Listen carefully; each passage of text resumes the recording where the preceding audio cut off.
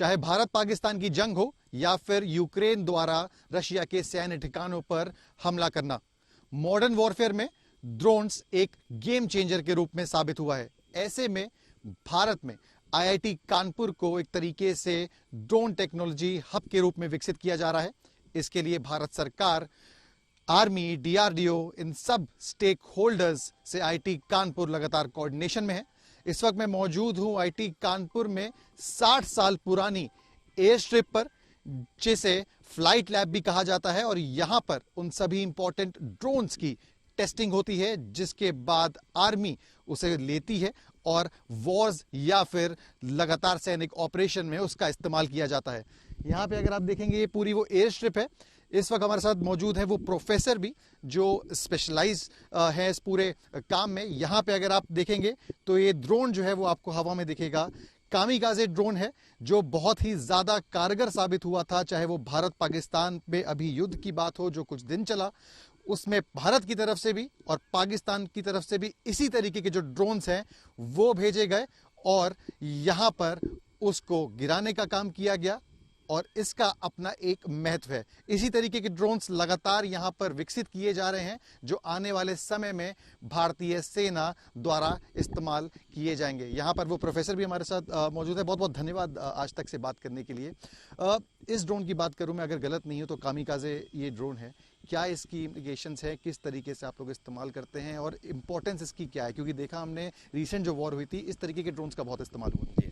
तो आईआईटी कानपुर में हम लोग करीबन पिछले 14 साल से तरह तरह के ड्रोन्स के ऊपर रिसर्च कर रहे हैं, उनका विकास कर रहे हैं। तो हम लोगों ने कई तरह के ड्रोन्स विकसित किए हैं। ये एक सबसे स्टैंडर्ड टाइप का ड्रोन है जो कि मल्टी रोल के लिए यूज़ कर सकते हैं आप इसको। इस पर आप कैमरा ला के इसको as a FPV kamikaze drone की तरह इस्तेमाल किया जा सकता है, जिसमें कि आप कुछ एक्सप्लोसिव लगा करके इसको गिवन टारगेट पे जाकर इसको हिट कर सकते हैं। अगर मैं गलत नहीं हूं तो ये जो ड्रोन्स आपको दिख रहे हैं एक बड़े हैं, दूर से आपको शायद थोड़े छोटे दिख रहे होंगे, इसमें कितना जो है वो एक्सप्लोसिव या फिर किसी तरीके की मात्रा? ये कई साइज में इस तरह के ड्रोन्स हैं हमारे पास। तो आपको 50 ग्राम जो कि एंटी पर्सनल टाइप का होता है, मतलब कि आप एक ग्रेनेड टाइप की चीज़ में अटैच कर सकते हैं, उससे लेकर के आप 1 से 2 किलो तक का एक्सप्लोसिव उस पर अटैच करके आप जाके हिट कर सकते हैं टारगेट को। एक तरीके से सुसाइडर ड्रोन्स की बात करें उस तरीके से इस्तेमाल होते हैं, मतलब ये खुद भी नष्ट हो जाते हैं और टारगेट को भी नष्ट करते हैं। ये सुसाइडल टाइप का ड्रोन है, जो कि जो टारगेट है उसमें अपने आप ऑटोनोमसली कैमरा के थ्रू नेविगेट करके जाके उसको हिट कर सकते हैं। इस तरीके की ड्रोन्स हमने देखा कि शायद रिसेंट वॉरफेयर में भी इस्तेमाल हुए थे। कितने कारगर हैं और कितना इंपॉर्टेंस रखते हैं वॉरफील्ड? एक्चुअली रशिया यूक्रेन वॉर में अभी जैसा कि आपने सुना होगा, कल ही के दिन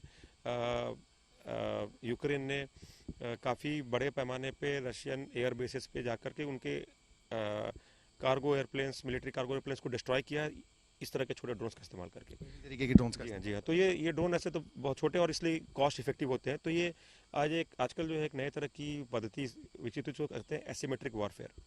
इसमें क्या है कि आप बड़े और एक्सपेंसिव एसेट्स को बहुत ही छोटे और कम कॉस्ट के वेपन्स के द्वारा डिस्ट्रॉय कर सकते हैं। तो पहले क्या था कि आप मिसाइल छोड़ते, तो एक बैलिस्टिक मिसाइल छोड़ रहे हो या आप कोई एयर टू एयर मिसाइल का इस्तेमाल कर रहे हैं, sorry air to ground missile का इस्तेमाल कर रहे हैं, वो काफ़ी महंगा होता है, मतलब it can even cost up to millions of dollars के। जबकि ये ड्रोन जो है आपको ये कुछ लाख रुपये में विकसित किया जा सकते हैं आसानी से।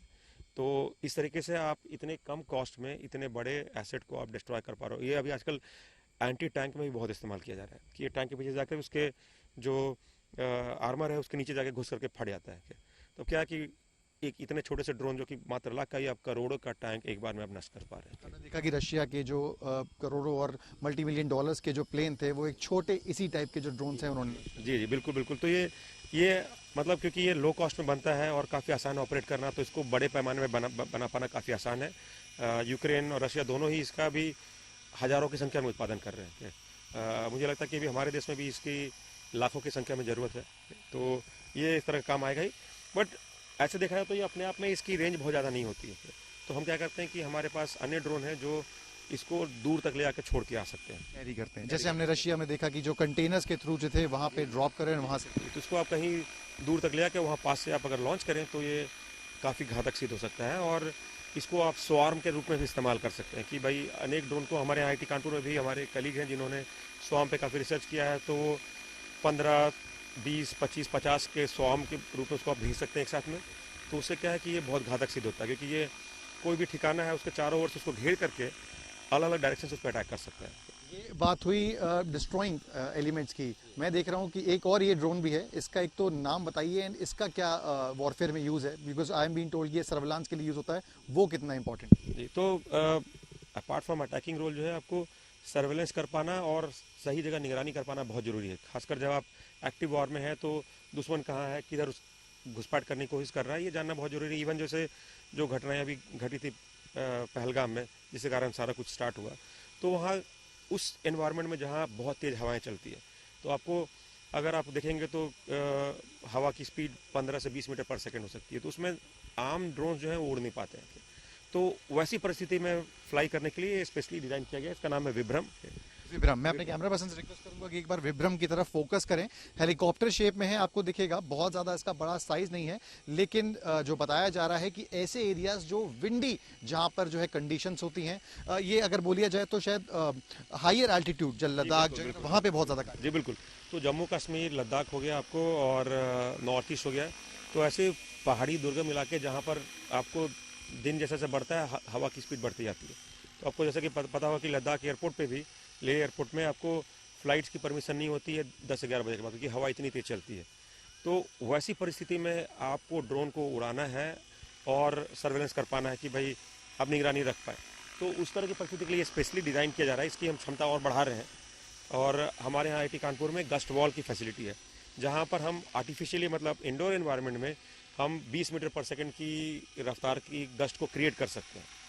तो टेस्टिंग के लिए बिल्कुल, तो उससे कि हम वहाँ जाकर डिप्लॉय करने से पहले हम यहाँ खुद इसको टेस्ट करके देख लेंगे कि भाई ये वाकई उस तरह की विंडी कंडीशन को हैंडल कर पा रहा है कि नहीं। तो बात करी जाए जैसे लद्दाख के एरियाज हो गए जहाँ पे भारत और चाइना का इशू चलता रहता है, या फिर कारगिल हो गया जो हायर एल्टीट्यूड है, जहाँ पे इंडिया के लिए स्ट्रैटेजिक इंपॉर्टेंस के लिए बहुत ज़्यादा महत्वपूर्ण है, आर्मी की तरफ से भी इसकी रिक्वायरमेंट आप लोगों को आती है या फिर? बिल्कुल, अभी तो इसमें ऐसा है कि हम लोग इसकी क्षमता इतना बढ़ा रहे हैं कि ये 1 घंटे तक लगातार उड़ान भर सकेगा। तो 1 घंटे में, क्योंकि ये ड्रोन हेलीकॉप्टर के टाइप का, तो ये बहुत फास्ट स्पीड से ट्रैवल कर सकता है कंपेयर टू नॉर्मल जो क्वाडकॉप्टर वाले ड्रोन्स होते हैं।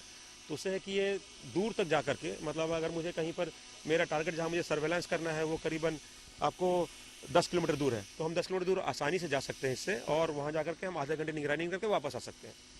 तो ये विंडी कंडीशन में, और इसको हम लोग ऑलरेडी 5,500 मीटर की ऊंचाई तक जाकर टेस्ट कर चुके हैं, जो कि मतलब समझिए कि करीबन 17,000 फीट से अधिक की ऊंचाई पे इसका टेस्ट हो चुका है। ये उससे ऊपर भी उड़ान भर सकता है जी। तो इसके लिए नॉर्दर्न कमांड के लिए आई मीन टोल की कम्युनिकेशन भी चल रहा है, वो भी, और जी, तो अभी हम उनके साथ में एक IR&D प्रोजेक्ट करने जा रहे हैं इसमें, जिसमें कि इसका उनके जो रिक्वायरमेंट्स है उसके हिसाब से इसको हम लोग कस्टमाइज़ करके वहाँ जाकर टेस्टिंग करेंगे, और जैसे ये सफल होगा तो फिर इसका बड़े पैमाने पे इसका जो है डिप्लॉयमेंट किया जाएगा उस एनवायरनमेंट में। ड्रोन्स में भी अलग अलग जो है, आप मान के चलिए कि कैटेगरी है, हर एक के अलग अलग इम्प्लीकेशंस हैं, यूजेज हैं, और हर एक की अलग इंपॉर्टेंस है। सामने अगर आप जो देखेंगे कामिकाज़े ड्रोन जो है सुसाइडर ड्रोन्स की तरह होता है, कहीं ना कहीं एक्सप्लोजिव्स कैरी करता है और बड़े टारगेट हिट्स जो करता है।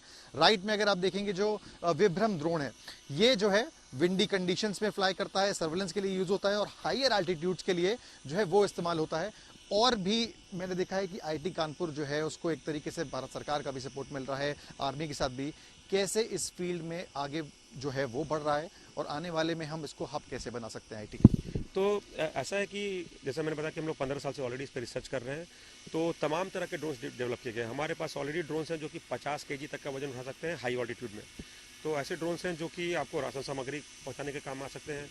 उसके अलावा एक्सप्लोसिव कैरी करके कहीं ड्रॉप करना है उसके लिए इस्तेमाल कर सकते हैं, और अन्य कई तरह के इस्तेमाल के। एक नया इस्तेमाल जो उभर के आ रहा है वो है सार पेलोड का इस्तेमाल। तो सार होता है सिंथेटिक अपर्चर रडार। इसमें ऐसा है कि अगर दुश्मन जो है वो जंगलों में जाकर छिप गया है, तो नॉर्मल कैमरा, डे या नाइट कैमरा से आप उनको देख नहीं पाएंगे। तो उस ऐसी जगह पर आपको नज़र रखने के लिए सिंथेटिक अपर्चर रडार जो है काफ़ी कामयाब होता है। तो हमारी ऑलरेडी पार्टनरशिप है एक प्राइवेट कंपनी के साथ, जो ये ड्रोन जो है जो सार पेलोड बना रही है, और उस सार पेलोड को हम इंटीग्रेट करेंगे अपने, हमने ऑलरेडी इंटीग्रेट किया हुआ है हमारे जो लोड कैरिंग ड्रोन है, और उनके साथ हम टेस्ट कर रहे हैं। तो ये एक टेक्नोलॉजी है। उसके अलावा आपको जो है कामिकाज़े ड्रोन्स को हम अपने ड्रोन से इंटीग्रेट कर रहे हैं कि वो उनको दूर तक ले आ सके। तो ये तो हो गया, रिसर्च की बात हो गई। इसके अलावा हमारे पास टेस्टिंग फैसिलिटी है, जो कि मिनिस्ट्री ऑफ डिफेंस के द्वारा डिफेंस टेस्टिंग इंफ्रास्ट्रक्चर स्कीम के तहत यहाँ 60 करोड़ की ड्रोन टेस्टिंग फैसिलिटी सेटअप की जा रही है। उसके तहत जो है कोई भी नई कंपनी अगर ड्रोन बनाती है तो उसको सर्टिफाई कराने के लिए तमाम टेस्टिंग जो है यहाँ IIT कानपुर में उपलब्ध होगी। हमने देखा कि जिस तरीके से ड्रोन्स का यूजेज बढ़ा है मॉडर्न वॉरफेयर में, आईटी कानपुर का भी रोल इसमें बढ़ेगा। आप लोग के ऊपर क्या रिस्पॉन्सिबिलिटी है और गवर्नमेंट से और कोऑर्डिनेशन में किस तरीके से किस स्तर पर आप लोग काम करें? नहीं, अभी तो ऐसा देखिए कि ये चीज़ सामने आया है कि हमारे पास जो ड्रोन की कैपेसिटी है वो और अधिक बढ़ाने की ज़रूरत है।